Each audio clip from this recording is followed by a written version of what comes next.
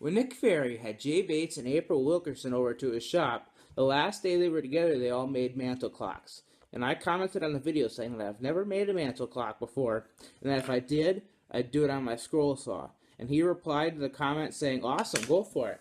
And you know what? I decided to go for it. I cut out this curve on my scroll saw, which can be also be done on a bandsaw or a jigsaw. And you need to have a Forstner bit if you're using a bandsaw to cut out this hole, because bandsaws can't cut interior cuts. If you don't have a Forstner bit, then you can use a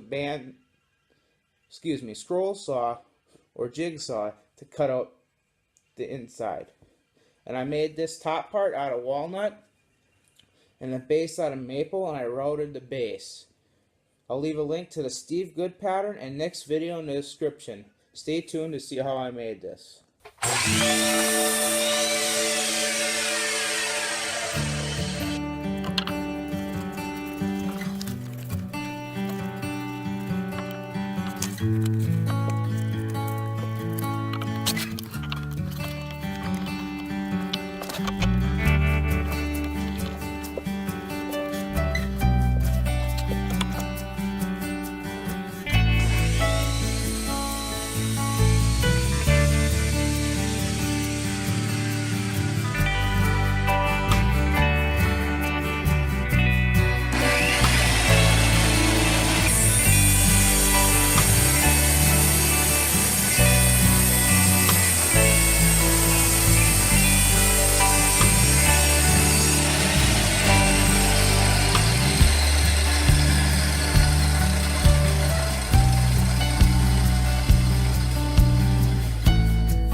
Safety first.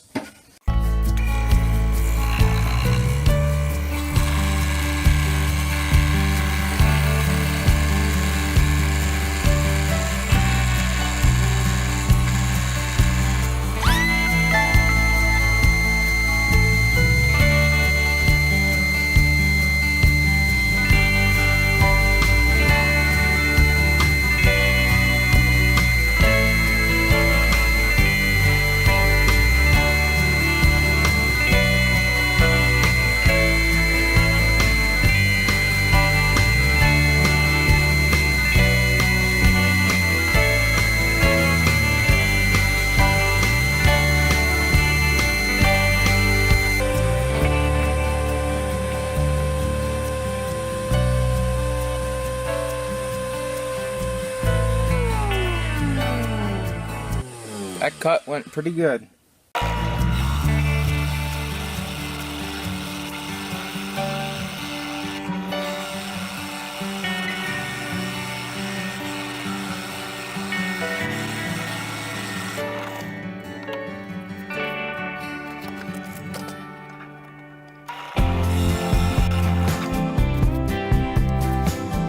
For me, the cutting template very rarely pulls off like that.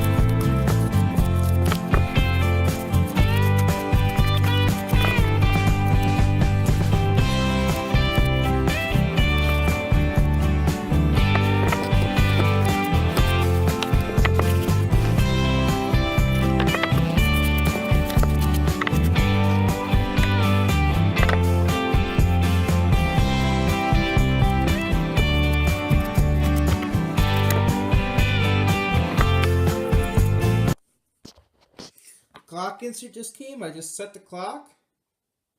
And it was actually pretty easy to set. I just got to put it in this now. I had to take a few things off of this too, because otherwise it'd be too big to fit. And it's pretty loose.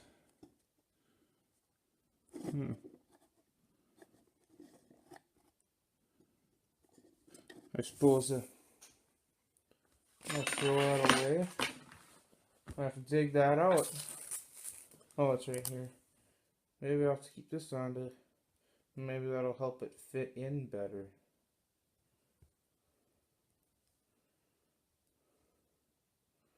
Like I said, I bought this clock insert off Amazon. It's a pretty nice little thing though. Its time is set pretty close to what time is. I'm used to reading digital clocks though.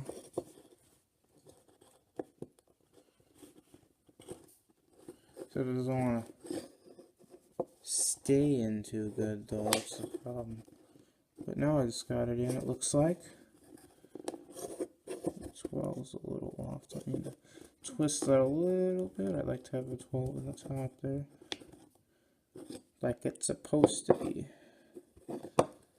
There. That is pretty nice actually. I'm pretty happy. Sweet. Thanks for watching. I'll see you later.